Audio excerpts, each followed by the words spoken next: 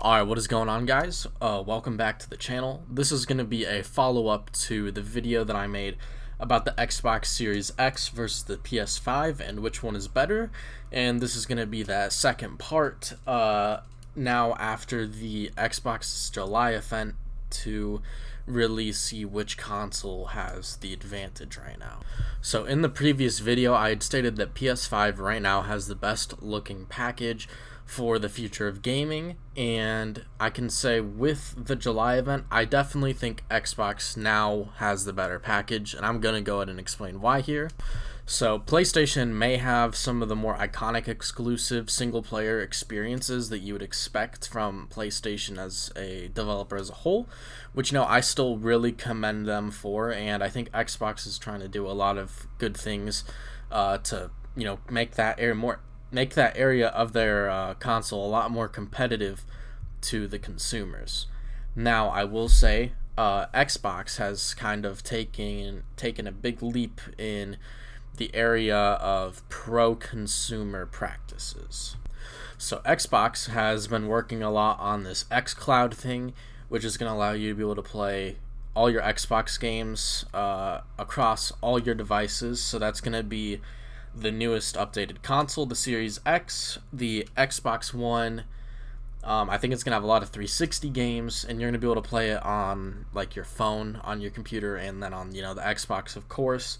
That's something they've dumped a lot of money into, and Xbox, by doing this, is basically saying that, hey, if you've been sticking with us this whole time, we're not going to pay you back by saying you don't have to move on to this next console generation, and you can keep all of your games if you even want to continue with our newest console generation, and that's going to give a huge advantage to Xbox over PlayStation in this area. The next pro-consumer thing that Xbox has been working on for a while now and has started to become a little more popular is the Game Pass. Now, the Game Pass was announced with the July event that all of the games that you saw at the July event are all going to be on the Game Pass, and I think the Game Pass is maybe $19.99 a month, which is an insanely good deal. And I think Xbox showed 22 different video games at that showcase, which is a pretty massive amount of games. And these are games like Halo Infinite, the new Fable, this game called Gunk. There's a lot of other games in there too that I think would be really interesting, and it's going to give a lot of new ways for consumers to play new games. Now, I think something that Xbox seriously lacked on in the last console generation with the Xbox One was making it easier for consumers to find products that they're going to enjoy. This is something I thought that the 360 did a lot better with the game demos, where you could download like maybe a 500 megabyte or 50 megabyte type deal, and it would let you play through like the first mission of the game or something along the lines of that. And I know there was a lot of games that I would not actually be a fan of today if it wasn't for the fact that there was demos to let me see, hey, this game is actually really awesome. I'd like to play this a little bit more. Let me put my money into this game. And I feel like this is something that Xbox is pushing forward a little bit harder now, but they're going to be putting all of their new AAA games in there.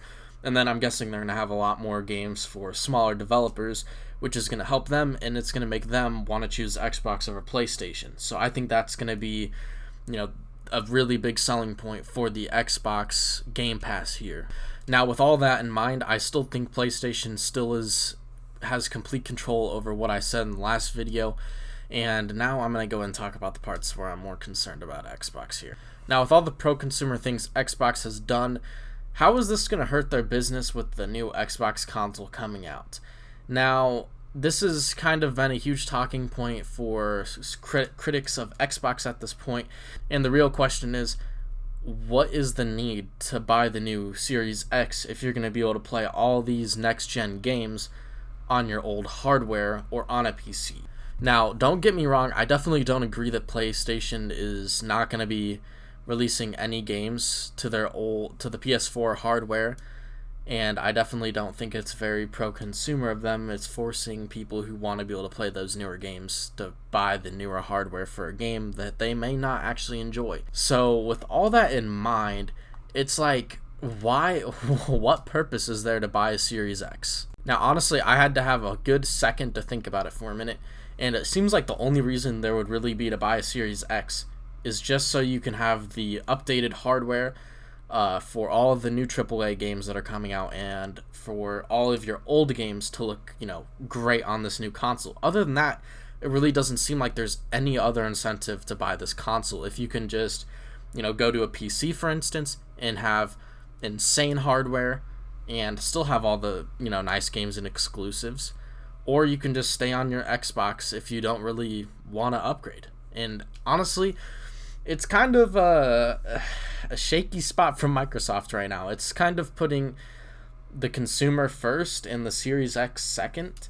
And as much as I like that as a consumer, it leaves me a little bit skeptical of how they're going to stack up against Sony come October, November, when the consoles really start ramping up and start releasing. It's like, at this point, I know if I buy a PlayStation 5, I know it's because there's a lot of single-player exclusives that I really want to be able to play.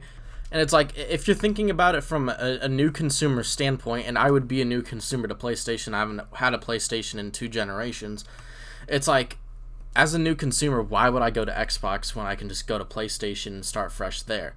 Because even if you do go to Xbox as a new consumer, you're not going to be able to, have all these old games that people who have stayed with Xbox would have. I guess the only real selling point would be the Game Pass.